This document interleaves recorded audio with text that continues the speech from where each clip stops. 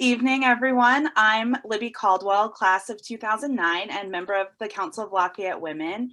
And I'd like to thank you for joining us for today's presentation, Your Audience is Waiting, Build Your Own Brand and Get Yourself Noticed, part of our Council of Lafayette Women virtual conference.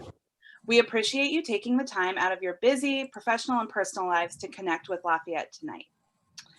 Before I introduce our speaker, I'd like to go over a few housekeeping items. First, please know that we have utilized the audience mute feature in order to ensure that the presentation is not interrupted by any background noise.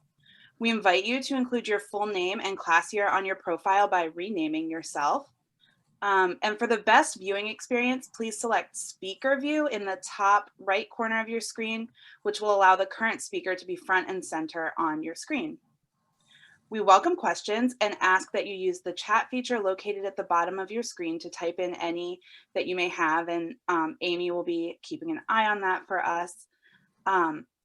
Please know that this presentation will be recorded so that you and the rest of the community will have access to it later.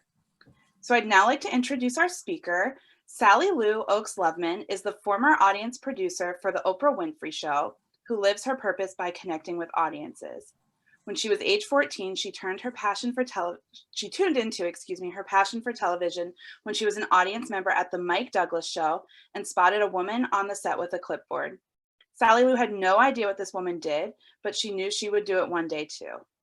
After her 36-year career in television and having entertained over 500,000 people from the Oprah stage, Loveman shares her Do What You Love message through her business Love Speaks and her new book, Speak. Love your story, your audience is waiting.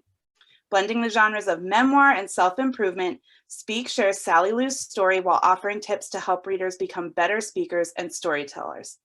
Filled with humor and truth, Speak encourages readers to speak up, to speak their story, to speak without fear, and to have some fun with it.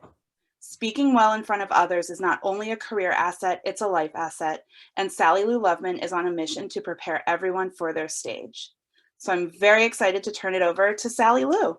Oh, thank you, Libby. Thank you so much. It's such a nice, warm welcome. Thank you, Council of Lafayette Women. Thank you, Ellen and Rachel, for inviting me. Thank you, Amy Gross, for the support on the tech. And again, thank you, Libby, for your kind words. So nice to see so many faces here tonight. I'm in Chicago. I know a lot of you are on the East Coast, and I'm heading there next week. So I'm going to feel closer to campus, just inching my way there. And so speaking of campus, I was the 10th class of women to be admitted to Lafayette. And at the time in 1980, I thought nothing of it. It never even crossed my mind. But I think the 50th year obviously brings it to our attention. And I think as you grow, further away from your college years, the impact that it has grows with you. And so I'm just so proud that I was part of that beginning wave of women who have gone on to impact the campus and impact the college and impact this incredible alumni wealth of support. And I just think that, this conference is proof of that. And the very fact that for more than a week, I don't know the amount of days that the conference is, but it's going into next week. So it could be 2 weeks, it could be 10 days. I forget what it is, something. Okay, Amy's nodding, 10 days. So filling it with content from talented women who are sharing and offering what it is that they can give to this community is proof that women are making such a huge impact. And for me tonight, it's my turn to share my talent. And I'm so honored to be here always, always, always, always. So I'm talking about getting noticed in 2020. And oh, Julian Plummer's in the waiting room. I know Julian. Julian's the best. Thanks, Julian. See, I'm getting notifications. This is me. I like to interact with the audience. So the Zoom thing, I'm kind of understanding. I get it now, but I just want to be in front of you. But anyway, welcome, Julian. So now that we're here in 2021, I would just say this is the time for us to get noticed. There is an opportunity waiting for all of us to have eyes on us. And I believe that it starts with story. For me, I had a front row seat to the most powerful stories that were told on the Oprah Winfrey Show. I watched brave people take the stage and tell their stories about things that were really almost unspeakable, things like debt and divorce and addiction and adultery and abuse, things that were really, really hard to talk about. And I watched their stories land on the studio audience's hearts. I watched people take these stories in, as hard as they were, to take them in, and they left the studio with big, gigantic, open and compassionate hearts. They walked in with those, but they left with bigger hearts and more connected hearts. And I did too. I mean, every day, but I was literally, as the audience producer, I sat and had a front row seat. Now, there were many times that there were stories about, really joyful things like forgiveness and redemption and reunions and second chances. There were times we did a whole hour on bras. There were times we did a whole hour on jeans that fit you right. There were days we just gave away cars, So whether it was a joyous thing or a really difficult thing, the point is that the stories landed on people's hearts and they made people feel the power of connection. And that is the power of story. The power of story allows us to feel connected. And the power of story is really a platform. That is your platform. Your story is your platform, if you've never thought of it that way. And listen, I'm not even sure that we spoke the word platform back in 1987 when I started. Certainly, it took some time. We didn't speak the word brand at the Oprah Winfrey Show. Like, we didn't know we were a brand. In fact, I remember being in the first meeting. I said audience because we were in the studio. The first meeting when we discussed that the Oprah Winfrey Show was a brand. And we were all looking at each other like, wait, like Kellogg's is a brand. We're not a brand, right? But then we realized when we did the work with this outside company that came in to tell us we were a brand, we realized that our brand was love. It was so simple. It was love, which of course I, kind of like. And so for me, I think it was really cool, kind of like being on the forefront of something new. The way I feel about being in the, first wave. I certainly am not the first class, but in the first decade of women at Lafayette, I feel the same way about being in those first beginning years at the Oprah Winfrey Show, where we were just creating content from our hearts. And we weren't thinking about the fact that we were building this platform and this brand, one of the most iconic brands in the world. And for me, I was just lucky. I got to be a student there, and I took it all in. So it's my hope that tonight, that something I learned will be something that lands on your heart that you can incorporate into your story or your brand or your platform. And honestly, your career, because all of this, if you are able to put all of those things towards a career and get paid to do what you love because it's your story and it's your talent, it's your brand, it's your platform, then that makes life really enjoyable. So I'm going to put myself on gallery if I can. And I want to ask you, just by raising of hands, raise your hands if you're on camera, if you are on Facebook. Is that still a thing? Raise your hand if you're on Instagram. Okay. Janet and Sharon, you're not on Facebook or Instagram? Oh, you are? You're on Facebook. You're on Facebook. Okay, sorry, I didn't see you. See, because I'm scrolling. Okay, I'm not going to call you out. Sorry. Okay, thank you. Who's on Twitter? Okay, Bonnie's on Twitter. Who's on TikTok? Who's gone viral on TikTok? That's my sister. Okay, and who is on Clubhouse? Anyone on Clubhouse?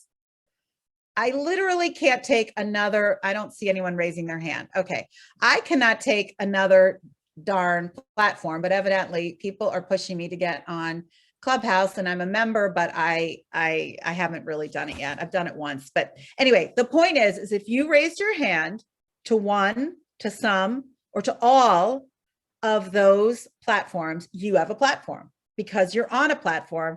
And if you are on one of those platforms, you have a platform. Now, it doesn't matter if your audience of followers is 2 or 200 or 2,000, 2 million. It doesn't matter. It matters that your audience is showing up to hear from you. So my question to you is, are you ready? Are you prepared? Because your audience is waiting. I know that you don't think like that. So maybe you do. But I think like that. I think of an audience before I think of anything because I'm an audience producer. And I believe that if you are on a platform, you are serving an audience and your audience is waiting to hear from you. And you have to be ready. Now, you're probably wondering, like, what does my audience have to do or my social media have to do with my story or my platform or my brand or even my career? And I will tell you, it has everything to do with it. Now, I'm not telling you that your social media is going to get you a job. It actually could keep you from getting a job. That's a different story. I know none of you are doing that, so that's okay. But the point is that if you are getting noticed for your story, for what you represent, you're being authentically you, you are building a brand for yourself, and you're not just posting birthday posts, you are going to get noticed. And it is a time and a place for you, like literally a playground for you to explore who you are and what your message is. What is resonating with the people that are showing up to hear from you? And you'll know what's resonating from you. Like, for instance, I posted a video of me from my sister's yoga room, Cindy's yoga room, when I had COVID a year ago. It'll be a year very soon, my anniversary of being diagnosed with COVID. And I got, so many views. And it's because I was literally authentically speaking about my fear that I was really sick and was I going to live, right? So that, I just did it. I wasn't thinking about it, but the more authentic you are, the more people want to hear from you. So it's really just an opportunity and a place to grow and to practice so that when you are sitting in front of a person who you want to hire you, you are so confident in your story and in your brand and in your platform and in your purpose for why you're sitting in front of that person that you're going to get the job because you've practiced, you've grown, you get it. I think about some of the posts that I made in the early days of Instagram for me, and I laugh because they're silly, right? And now most people, would laugh at my post too now because I'm still learning. But I can see how much I've grown. And I ask you all to look at your own posts on any platform that you've been on and see how you've grown, not only in your tech, but also in your message and in your branding, really. Practice makes us all grow, and practice always is what we need to do the things that we want to do well and excel in better. So if you want to be a better speaker, you have to speak on stages. Or in classrooms or in rooms, wherever, or on social media, on Instagram Live.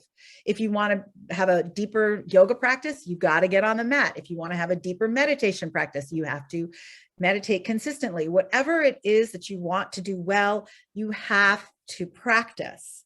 So tonight is about helping you practice, getting in touch with your story, so that you can create and continue to create, because a lot of you are very much in touch, but to continue to create your brand and your platform. I was really excited to see that a lot of people that had registered tonight were not just, friends of mine or classmates of mine. There were a lot of kids that graduated in the 2000s, in the mid 2000s, well, whatever, in the tens, and even in the late tens and the teens, and so that is exciting to me because a lot of you on this call tonight are just starting your career. And that's where I like to find people. I like to find people when they're starting their career or when they're reinventing their career. So I'm going to ask everybody to just do a practice with me. I've done it many times before. So if you've ever heard me speak, maybe you've done this already. But I'm just going to ask everybody to think about a question. And I'm going to ask you to kind of go deep. So bear with me. The question is this, it's a challenge. How would you start your story in 10 words or less? For me, I start mine with accept invitations from your mother. And I will tell you that story after the exercise. So sit comfortably. I want everybody to close their eyes and go inward. Relax wherever you are sitting. Hear the noises in the room. That's okay. Relax your shoulders and your face. Take that tongue from the top of your roof and let it land. Put your hands in your lap upwards for a receiving position. And think about a moment in your life when everything became clear for you. Feel it, hear it, see it, touch it, taste it. Where were you? How old were you? What were you wearing? What were your feet feeling? What was your heart feeling? What were your eyes seeing? What is the moment that everything became clear? So clear that it was undeniable what your purpose was or is. There are many chapters to our story. So you don't have to have one, you can have many. So many ideas might be coming to you right now. And that's good. It's also okay if nothing's coming to you. I promise you, there's nothing wrong with you. I swear. Just keep your eyes closed, and whatever it is that's coming to you, there's a reason. And if nothing's coming to you, that's okay. Just let thoughts come in and maybe something will stick. It doesn't have to be an epic, enormous moment. It can be as simple as I was walking on the beach at the Jersey Shore, and I knew that I would never live away from the ocean because the ocean is important to me. It could be just as simple as that, but as big as that, because that's a big thing. Anyone who loves the ocean, they don't want to be away from it. So I'm going to stop talking for about 30 seconds because I don't like dead air. I'm going to let people think. And I'm sorry I don't have music. Okay.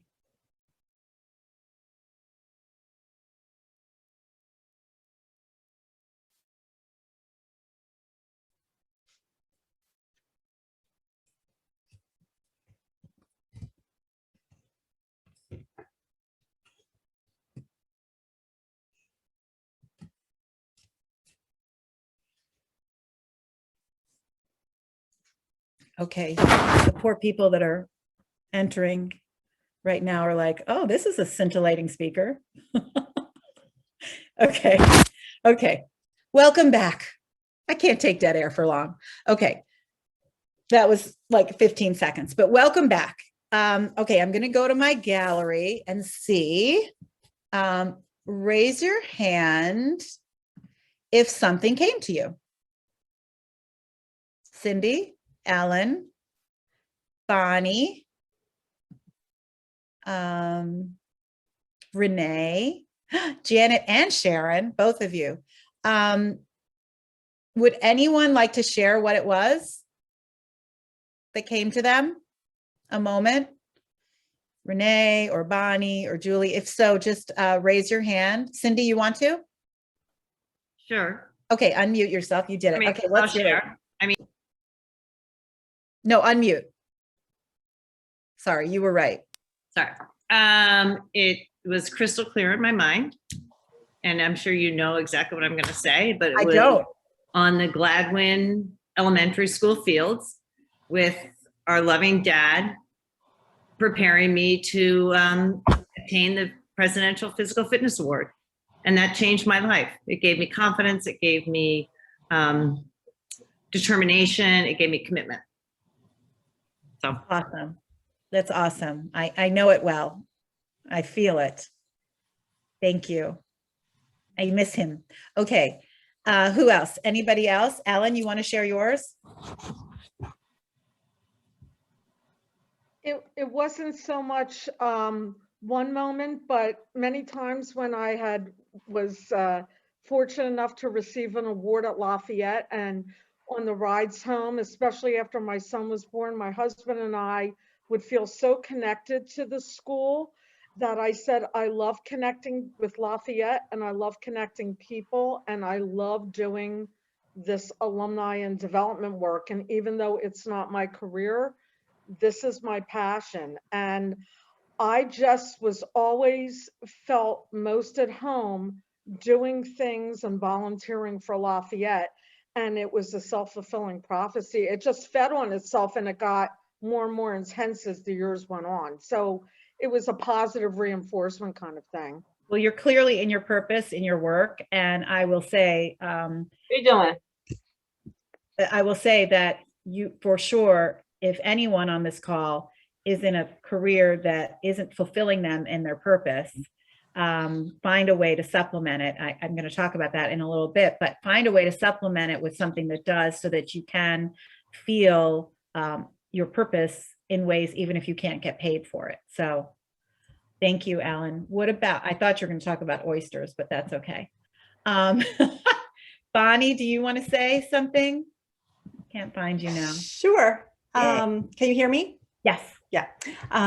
So I am a writer, among other things that I do. And when I was talking with a friend of mine who's also a writer, she was asking me, what do you want to write about next? And I didn't really have a plan in mind at that time. And the conversation kind of went in a different direction. And I shared with her how I had been speaking at some diabetes education conferences, because my second child has type 1 diabetes, diagnosed at age 5. And I have a sister with the disease, and had a brother who died of the disease before I was born. And so my friend, she just looked at me across the table when I just was mentioning, that I was talking, I was speaking at these education conferences. And she said, well, that's what you need to write about. That's your mission. And it was like this holy moment just descended in this cafe. Yeah, it was totally blessed. I'm like, yeah, oh my gosh, like that's what I'm doing. And so April 13th, it comes out, Chronic Hope.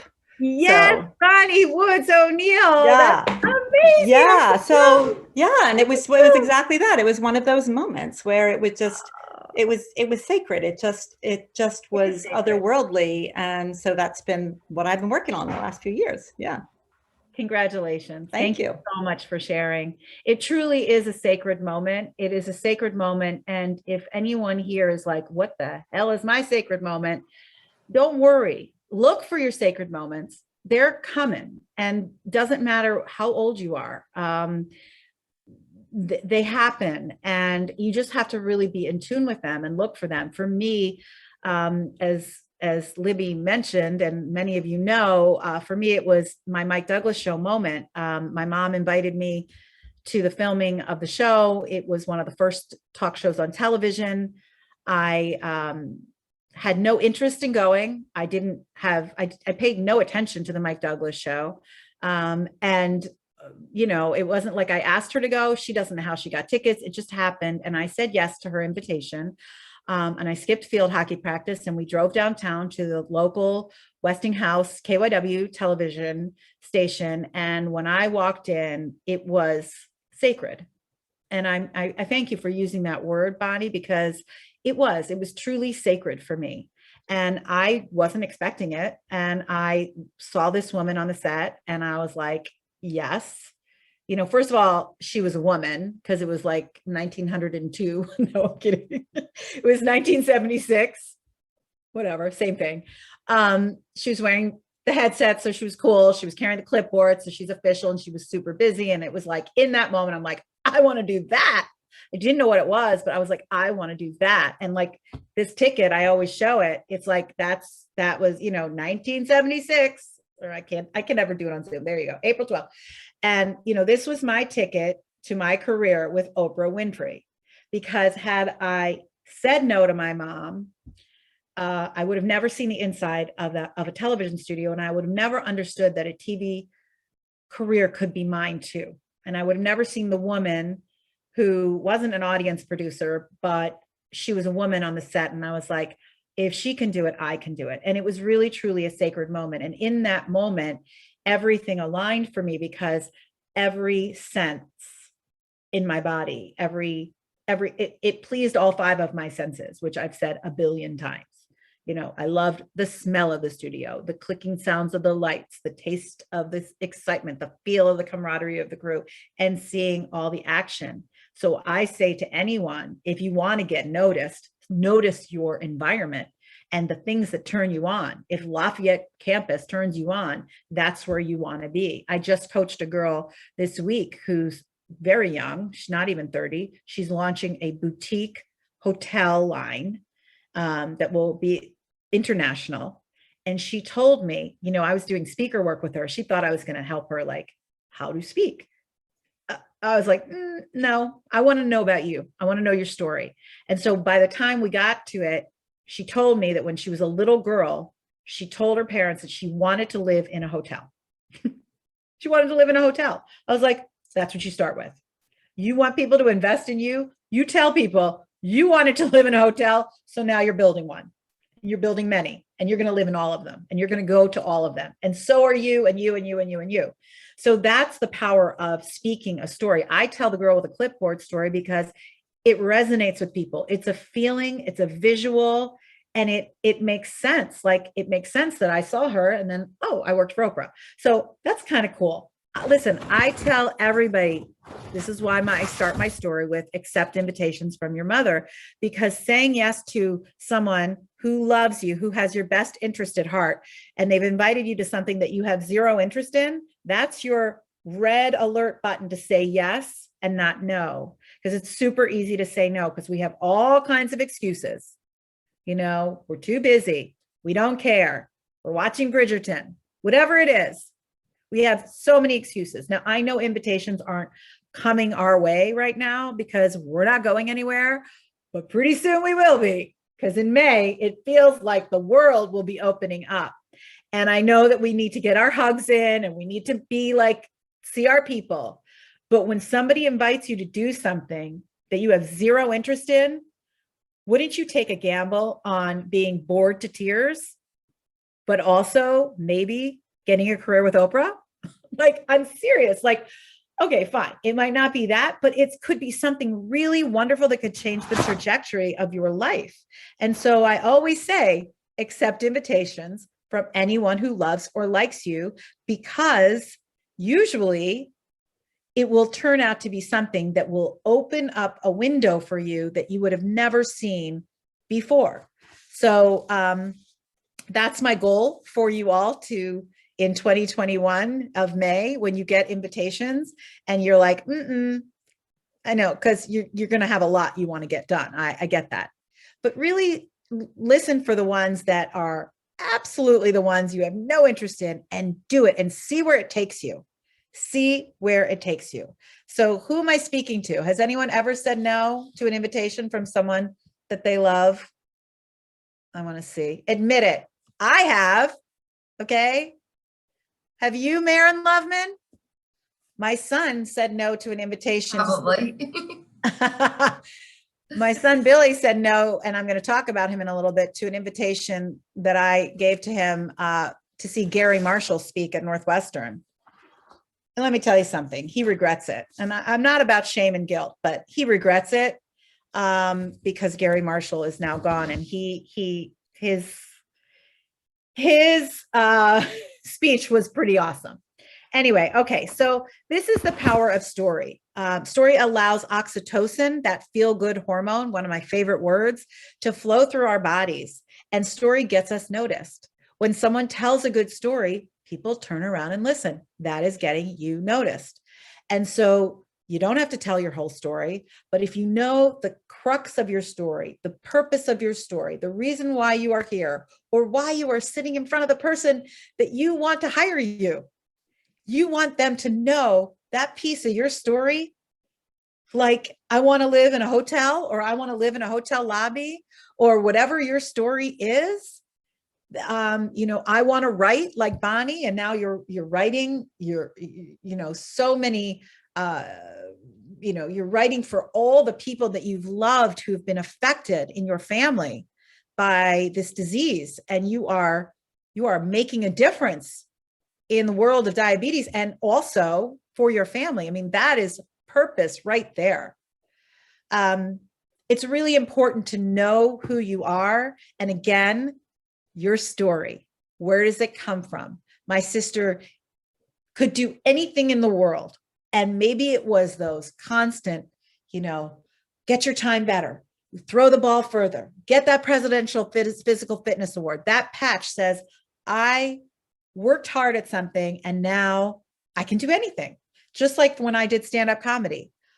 I wrote it. I edited it down. I performed it. Now I'm not a stand-up comic, obviously, but I know that I can get on a stage and do anything because I did that. And that's what brave things allow us to do, to remind us when we work really hard at something, we practice something, and then we get it and we do okay at it. And then that allows us to go back and do the things that we already do well, even better. So I used to drive my kids crazy. Marin's here on the call. She went to Vanderbilt. I would ask them, what do you want to be when you grow up? What's your story? And my son, Billy, actually, who's 22 now, had something to say. He was 4 years old and he looked me square in the face and said, I want to be the guy who punches the buttons to make television shows. And I was like, whose child is this? And, this kid was 4. It's not like he'd been in a control room yet. And I actually went back to work full time at the Oprah Winfrey Show because I took a 10-year gap. And when Billy was 4, I actually went back. So he hadn't even been out of the house yet, basically. So it goes to show that sometimes our stories are just embedded in our souls. We were born with them. We don't even know it. We don't have to go and see the girl with the clipboard. We already know it. And so this is my son. And he would go on to go to the Oprah Winfrey Show with me. And he was very privileged to have a lot of really cool experiences, being in the control room and running camera and being on headset with the stage crew and, holding a boom mic and getting his hands on all this equipment. I just saw the girl with clipboard. He was really like immersed in it and he loved it. And now today he's a senior at Northwestern, a film major, and God willing, someone will pay him for his story and his brand and his platform. He's terrified, and so am I.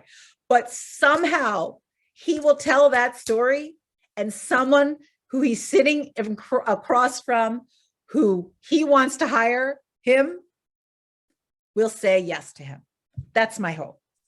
A young woman named Karen Spears is a millennial, a young woman who attended my unexpected speaker workshop a few years ago. And she caught my attention with her millennial point of view. It was much different than mine. And I was like, oh my God, is this how you think? This is so cool. It was so different. And so we've kept in touch. We've remained friends. And recently I hired her to design a logo for my Love Wins house party that I had for my platform, Love Speaks. She's a hand letterer, graphic artist, and does mind mapping because as a young girl, she has and continues to have beautiful handwriting. And she got noticed. She got noticed by her teachers. She thought she was just the teacher's pet. But what the teachers were constantly asking her to do was to write the lessons on the blackboard. And, she just thought that they liked her. What she didn't know is that she was building her brand, her story, getting noticed, to get paid to do what her talent is. And so that's my next question. What is your talent? What's your talent? Now, if anyone says, I don't really have one, I don't know, you're not thinking hard enough. Of course you have a talent.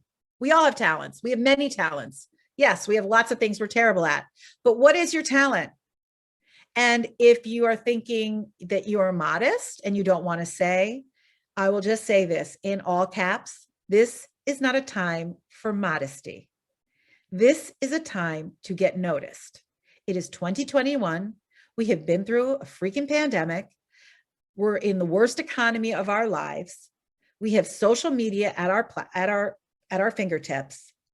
There's a lot on there. There's a lot of noise. It's hard to get noticed. But if you get noticed, that can only help you. And I say to you, whatever your talent is, if it's sewing, if it's cooking, if it's teaching, if it's knitting, if it's anything, I mean, I sound like I'm listing hobbies. I mean, if it's, running a company, whatever it is, if it's entrepreneurial skills, whatever it is, make sure that that is being used in your brand and in your platform and in your story. This is not a time to diminish your talent. This is a time for your talent to shine. And I really, really, really dislike when people diminish their talent, because it's really a disservice to others. Sure, it's a disservice to us as individuals, but let's think of it the other way. Let's think of it like it's a disservice to others.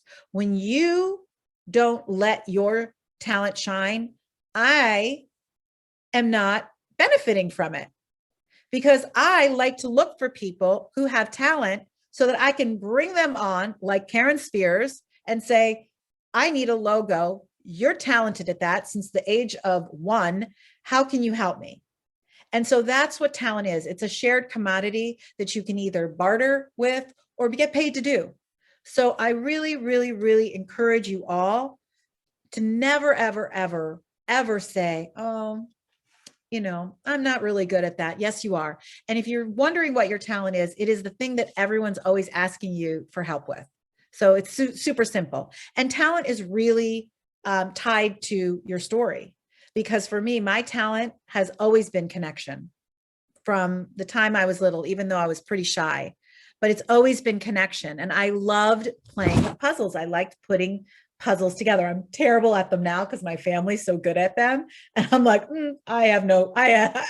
now I've like no time for puzzles, but I remember liking the way things fit neatly together. So for me, connecting with the Oprah audience was like connecting those pieces of puzzles together. And even seating the audience was like, I would put the people in these different seats, and it had to do with what they were wearing and their energy and who they were and were they fans and did they have to do with the topic and were they Oprah's family and blah, blah, blah, blah, all the things that went along with that. And so it was really like a giant puzzle. So for me, seating that audience was using all of my talents. And then I got to be on the stage and be in front of the audience and speak to the audience as the audience producer and warm-up act. And that was just taking it to another level. And I will say that I've worked on lots of other television shows, and the Oprah audience is still connected.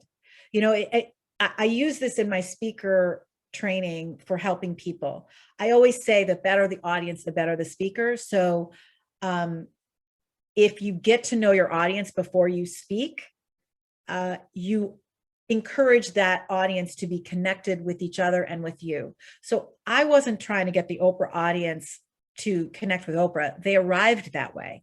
I was trying to get the Oprah audience to connect with each other. The person that they brought, who meant the world to them, and the people sitting in front of them, behind them, beside them. And so when they left as a community. And to this day, 11 years later, that Oprah audience is still in touch. They're friends. Of course, social media has helped that. They're friends with me. They support me, and they're friends with Oprah. I mean, I'm not even friends with Oprah, but they are. So, I mean, it's about connection. So here's the thing about our stories. They're constantly developing, and you don't always recognize the story when you're in the story. You only recognize it when you get older, like, and you can look back and you go, oh, that makes sense. And for instance, one of the stories I love to tell when I'm speaking to the Lafayette community is that when I attended Lafayette, there was no film and media studies major. That major is very new to the school. And so I knew at 14 that I wanted to work in television. So why would I go to Lafayette College when there was no curriculum for that at all? But what people might not know is that I'm one of 9 who in my family who attended Lafayette and graduated. So it was pretty much, you know, I could try and act like my own self and individual in every way that I could. But every time I went to visit another campus, which I didn't go to many, but I did go to a few, I always left saying, oh, it's not Lafayette. So I made Lafayette work for me. And I'm so grateful that I did. I can't imagine myself at any other school. And I love it so much and the people that I met there. So what happened to me is I had to leave Lafayette, of course, for some curriculum in journalism. So I went to American University in Washington, D.C. my junior year and studied journalism and worked on Capitol Hill with a stringer service. And then that summer going into my senior year, I worked at NBC. And while I was at NBC, the producer that I worked for, Ray Farkas, God bless him, he told me about an internship in Chicago, and it was a paid internship for television production assistants. And it was hard to get. And I was like, I have one question. Where's Chicago? I mean, honestly, I am not brilliant, okay? But I really am bad with geography. And I'm like, really, honestly, I know it's in the middle, but like, where is Chicago? So he's like, oh God, maybe you shouldn't apply. But anyway, I went back to Lafayette. It's my senior year. And what has been built, to what to my wondering eyes should appear? It's the Williams Art Center. And it had been built while I was gone. So to me, like, oh, the whole campus had changed for me. You know, there was no art center. There was no downtown campus. There was no film and media studies major. So the first thing I did was, when it was announced that they were producing a musical, I quit the field hockey team because I was playing JV.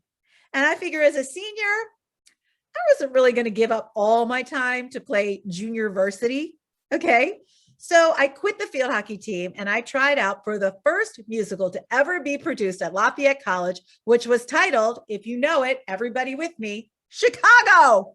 Ah, what the hell? Why is this city suddenly coming to me? I guess I need to know where the city is. And Chicago was one of my favorite groups growing up too. I'm sure if you grew up in the 70s, you loved Chicago as well as I did.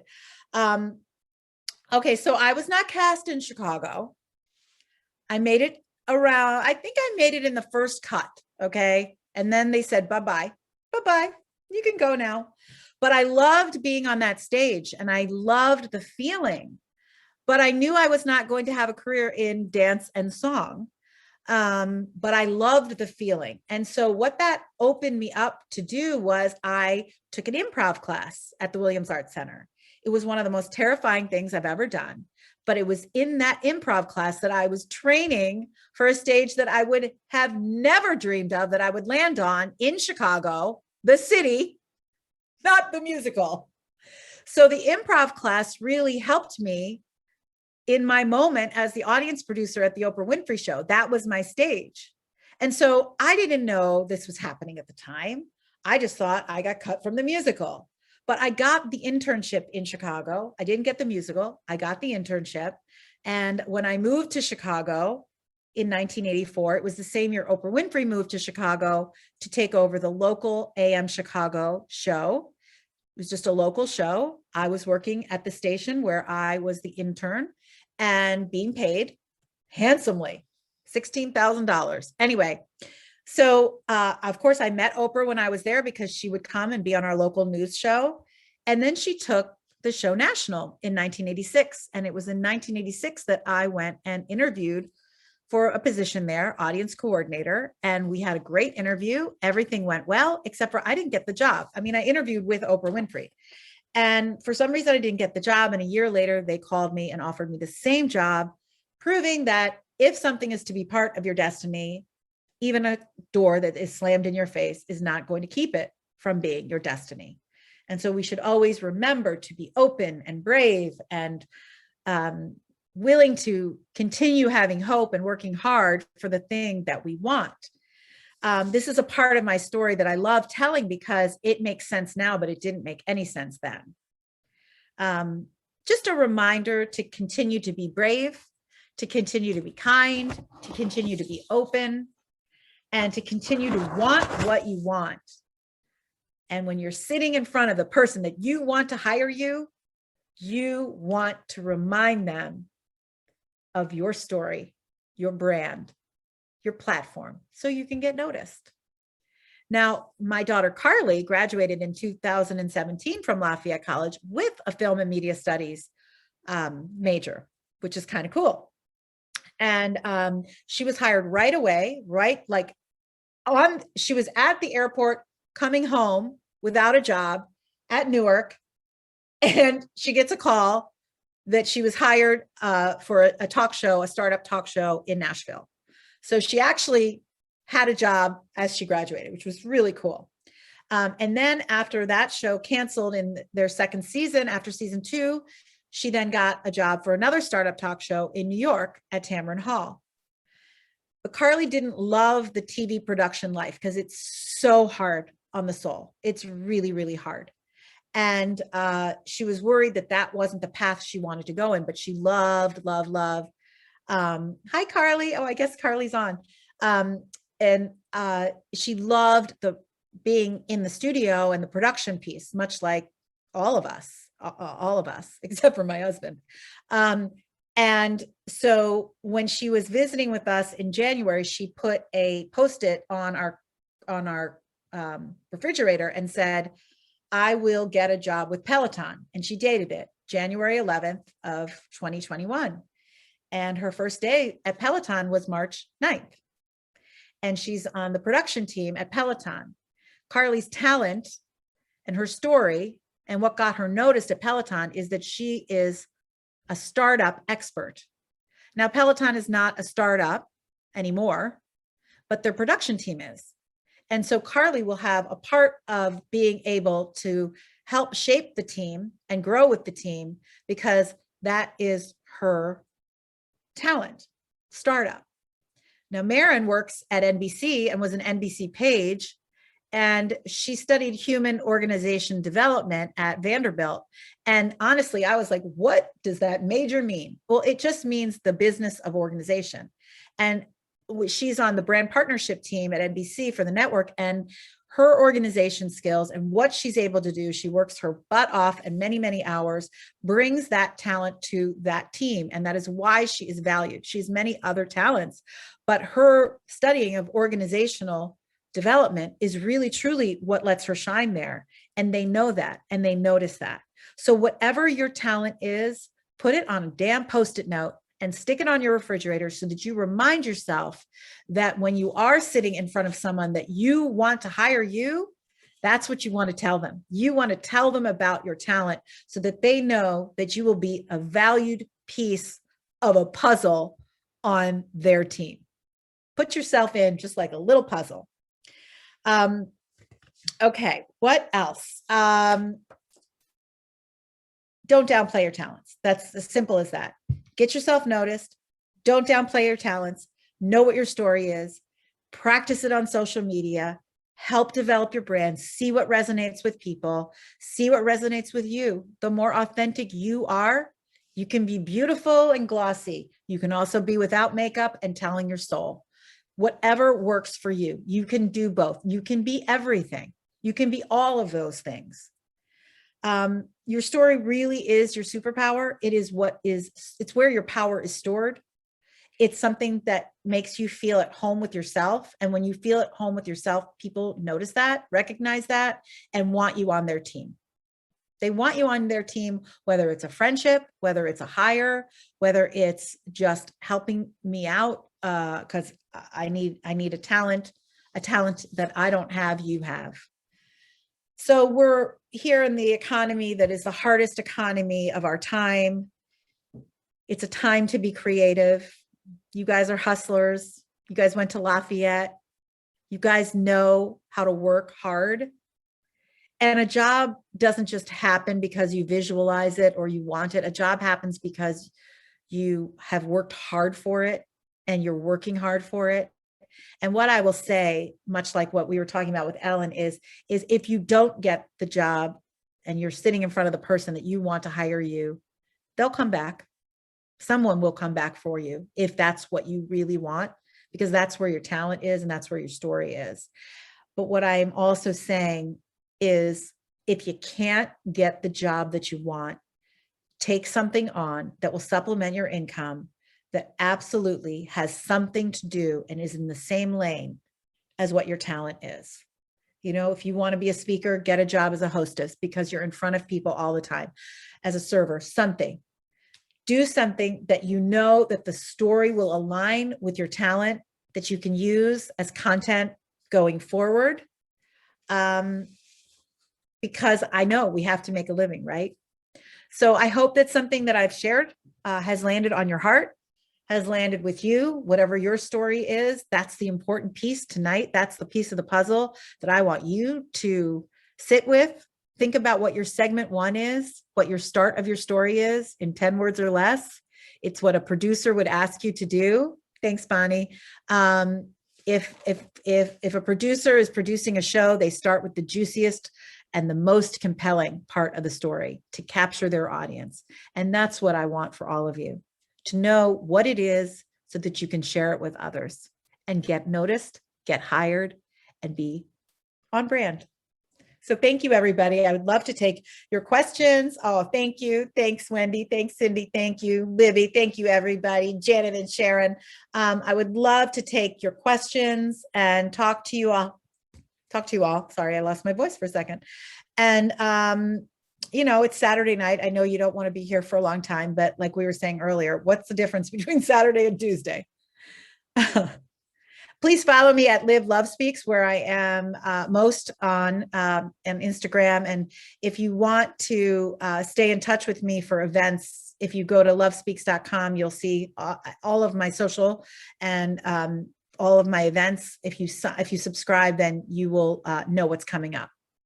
Oh, thanks, Janet. You got my book. That's so sweet.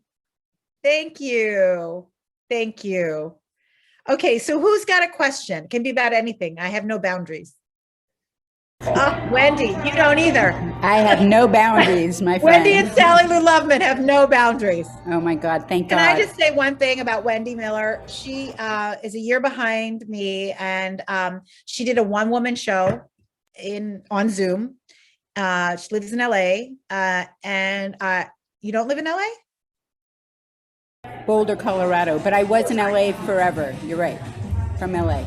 You live in Boulder, and really, really vulnerable, like super vulnerable and super awesome. And, you know, I haven't talked to Wendy in many, many years, but when I saw it, I was like, I want to support her.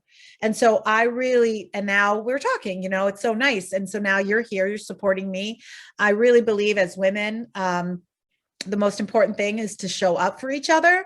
Again, like invitations, you can't say yes to everything, but when you can show up, it really matters. And when I saw you, Wendy, I felt like super warm because I was like, oh my God, I was there for you and now you're here for me. It was really nice. So sorry, go ahead. Question, unmute yourself. I love it. First of all, thank you so much. And my You're favorite at a party. Kind of, yes. Okay. In Boulder, it's happening here. So I love, you know, just that we find that diamond in the rough. You know, you really touch on each person here in this Zoom room has their piece, has that beautiful, beautiful piece. And like you look at your story and you're like, that's me. Oh my God, that's myself. You know, and I love that. And I courageously go on stage. And actually in 2 weeks, I have my second show. I wrote and produced a second show. I'll send you the invitation. Please. Absolutely. Okay. And yeah, it's super vulnerable, but I bet, but I found at 58 years old, 57 years old, the thing, it took a little time. Like at Lafayette College, I didn't take any arts, and I'm like, really? You took the arts? Oh my God, I wish I took the bloody arts at Lafayette College, man. I know. But it's okay. We get there when we get there, you know. But I'm just saying, like, at 57 years old, it's okay to find that superpower. You know, it's okay to find it then.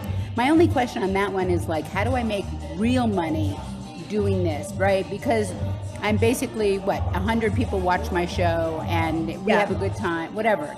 But it's not, it won't bring me money. So I think it's very interesting what you're saying. Well, it's hard. Listen, I'm not killing it in my business. I was before I won't say I was about to be. I finally, when I released my book, I finally got, the speaker fee that I was so hoping for.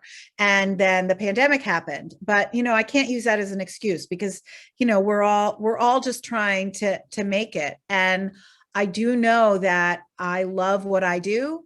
And so that fulfills me. I think it would be harder if I was 22 or 28 and I really had like, a path ahead of me. You really have to make a decision at some point, you know, am I doing this as a hobby or am I doing this as a livelihood? So it's hard. And I think supplementing your income is the way to go, but it's also really hard to do that too, because when you are so passionate about something, it really takes up a lot of your time. And then you have to really balance, like, am I giving this too much time when there's not enough, you know, income coming in? I think Bonnie has something to say, but I'm so bad with this chat. Okay, let me see. Oh, there it is. Bonnie is saying, Wendy, when can we see your show online? Yes, please, please, please. Can you put the link in the chat right now, Wendy? That would be so awesome. Wait, what does Laura Lash say? I'm coming back to you, Wendy. For those people who didn't think of a story, are you still searching for, do you have any advice? Okay. Oh, good. And Cindy says, what brings you joy? Yes, the advice, it's so hard. And I know that people are like, come on, Sally Lou, you've got your little clipboard story. I'm so sick of hearing about it. I don't have that. So now what? Should I feel bad? No, you should not. You should not feel bad. You should do more writing is what I would say. You should sit down and do the practice of writing. Because in the writing is where your stories come out. You don't have to write for the purpose of being published or even sharing it. It'd be great if you want to share it on your platform. But I really ask you, Laura, to sit down and start writing stories, little vignettes of your life. Keep them because they're sacred. And somewhere in your writing, something will come to you and you will say, oh, that's it. Now, maybe something hasn't happened yet. You're young. You graduated in 13. And that's okay. And by the way, stories are coming. So now that you know, if you don't have one that comes to you right away, that you're on the lookout for one. And it will feel sacred to you. It will feel like Wendy was just describing. It will feel like what Bonnie described or what Cindy described or what Ellen described or what I described. It will feel sacred to you. You will know. And again, just try to do brave things that take you out of your comfort zone. Because sometimes the yes to the invitation that someone gives to you is the very thing that you had no idea you needed. I love that. You had no idea you needed it or wanted it until you arrived. And then you're thinking to yourself, I'm so glad I'm here. So I would say, diversify your life. Yes, do what brings you joy, no question, but be diverse in what you do. Visit neighborhoods you don't normally visit. Seek out people who are different than you. Go do something that terrifies you, but excites you at the same time. Don't be unsafe. Sally Lou, yes. Linda Toro Mahoney, class of 82, had a question for you as well. The question was, what is your thought about having a mentor? Oh, I love mentors. Okay, so you're Linda Mahoney. It's so funny. Hi, Linda Mahoney. Did you say class of 82? That's what it says. Okay. So you and I were on campus together. That's so funny. a mentor is the most important thing you can have. And being a mentee is also like, no matter what, the mentor-mentee relationship, you're learning as much from the person you're mentoring as the person that's being mentored is learning from you. So I 100% tell everyone to seek a mentor and to ask for it. I write about this in my book. Ask for someone to be your mentor. Carly asked the director of her show, I'd like you to mentor me. I mean, you have to be bold about it. You have to be out there with it. You have to really ask for it. And you could be, if you're a class of 82, you're around my age, and you could say, I need a mentor, or you could seek out someone and say, I'd love to mentor you. I've noticed that, we have similar likes or whatever, someone that you might know, someone that works with you. And I believe in the mentor-mentee relationship. That is where all the learning happens. And it's a soft place to fall for so many of us. And for me, I learned so much from young people. I believe that there's so much value that that people in their 20s and 30s and 40s can bring to me. And I have had this idea for a long time that I'm sort of playing around with, but it's a whole idea of mentoring up and mentoring back. And it's just women from every decade. We need to have more of that. If you look at your life and your friend group is everyone your age, please, I ask of you to diversify your age group and look for opportunities to connect with younger and older people, because it will serve you in so many ways. Every decade has a thing, and that thing is what you need and what I need. And it can only be brought to you by someone who's experienced it. It looks like Andrea Wright has her hand raised. Andrea, Okay. do you want to come off mute and ask your Yeah, question? yeah, thank you. First of all, thank you for this. I really enjoyed it. I am a parent of oh, can you hear me? Yeah, okay. I can't Yeah, see. I'm a parent of my son is in the class of 2024. Cool. And I really enjoyed so far being part of the Lafayette community. What's he studying? He wants to be a psychology major. Okay. But yeah, he's having a great experience. He fell in love with Lafayette the minute he saw it. Yeah, it's hard not to. 5 times, and he's just thrilled to be going there. So I wanted to share, let's see, I graduated from college in '87. And I just wanted to share a few things that this brought to mind. That first of all, that it is really important to think about what makes you happy, and also that can change throughout your life, so you're not necessarily stuck doing something. I was identified as a writer when I was a really little kid, wrote my school play in 6th grade, edited school papers and everything. Never gave it a second thought I was going to be a writer. Just I like how your name goes along with your talent. Yeah, quick story about that. But so I was just identified as a writer, and that was what I was going to do. Studied writing. Out of college, I edited a community newspaper, then a bigger community newspaper. Never really gave it a second thought. And then I was going to move on to, I thought, a glossy magazine. My career trajectory was perfect. Right. And I was reading the wanted ads to my husband, and I was saying, I'm qualified for this. I should apply for that.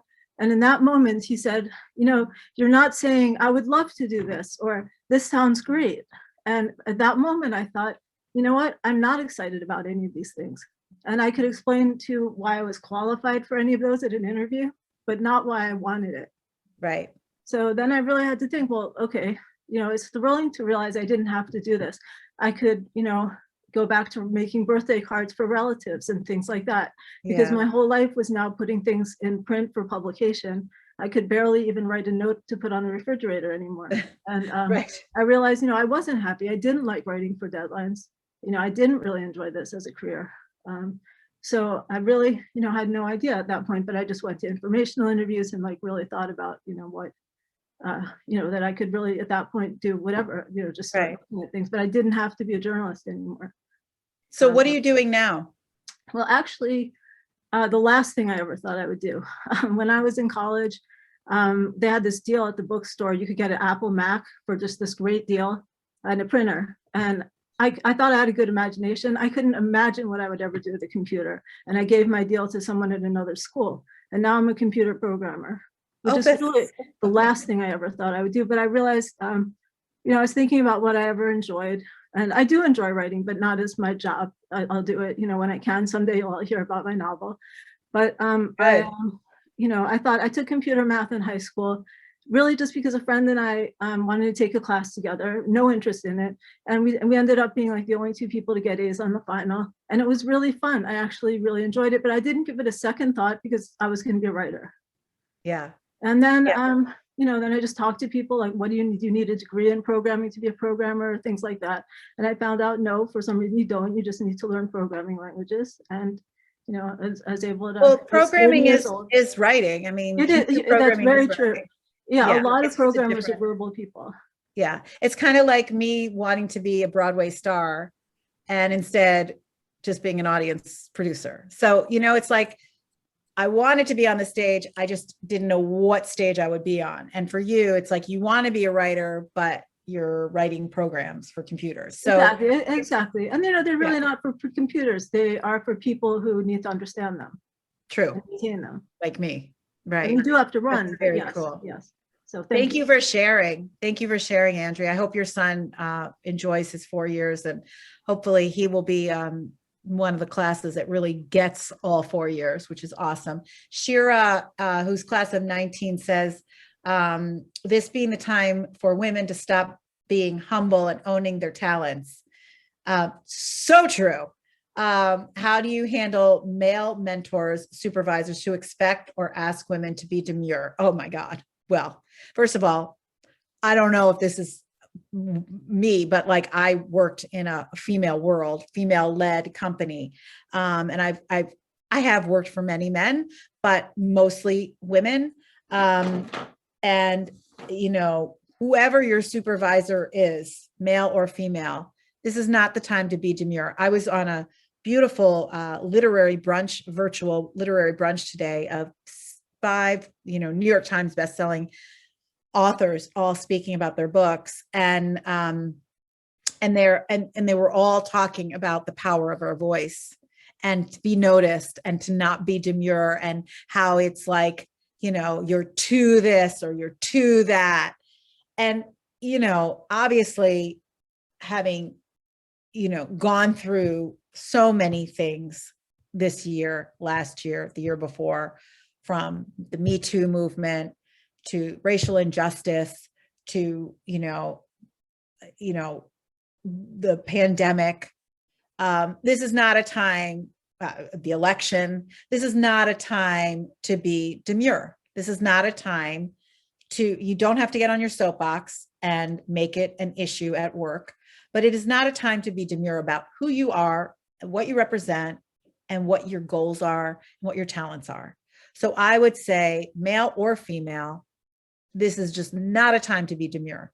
This is a time to help and be collaborative. And the only way you can be collaborative is by making sure people know what your talents are and what your purpose is and what your story is and how you can help the team. And so if you keep that all locked up to yourself, no one will ever know how valuable you are. So at this point, anyone who's being demure needs to really reevaluate that. And I understand that not everybody is an extrovert, but they need to understand that it's a waste of their talent if they're not speaking up and making sure that their voice is heard. There is no room for any male to tell you that you're to this or to that. No room for it. So I know sometimes people feel that way who are younger because they're just starting out, but zero tolerance is my opinion. Thank you, Cindy, for sharing my email and all of that. Thank you. And Wendy had said that it's April, I think she shared it. Oh, April 1 through 4. Give me your email address. I'll send you an invitation. Wonderful. Okay, awesome. I don't see any other questions that I haven't. Oh, thank you, Lisa Grant. Thank you. Thank you. Yeah, it's just, it's just a wonderful time to be women. We are in the White House. We are at the tables, many tables, making more seats and room for each other at tables. And for me, I will say this, I could end with this, is that I don't feel the kind of joy that I can even express more. Okay, I'm saying that in a double negative way. Wait, I feel most joy when I see other women who I love and respect, sometimes don't even know, shine. When they are killing it and they are using their talents and they are shining, that is my joy. And so when I see friends, on television doing their thing, or getting promotions, or getting recognized, or getting director jobs, or, all of that, I just love it, because it just makes everyone more elevated on the team of women. And to me, there's nothing better than that. Cindy, that's my sister. I know. Well, we were taught that. My sisters and I were very lucky. A lot of sisters don't have the kind of relationship we have, but that was manifested by our parents, who really taught us to, spoken like a daughter of Billy Oaks, who really taught us to support each other. And if there was, that's my sister translates to not just my sisters, Susan and Cindy, and my sister-in-laws. It translates to any sister who I know and respect and love, who is just trying to be herself. So, any other? That's it. Thank you so much, Sally Lou, and thank you to Libby and Ellen and the rest of the Council of Lafayette Women. There is a full week of programming, so you can check out Leopard Link to see the great speakers that we have coming up this week as well. Be Wonderful. well, and again, thank you so much, Sally Lou, for sharing. Well, I can't wait to see you all live one day.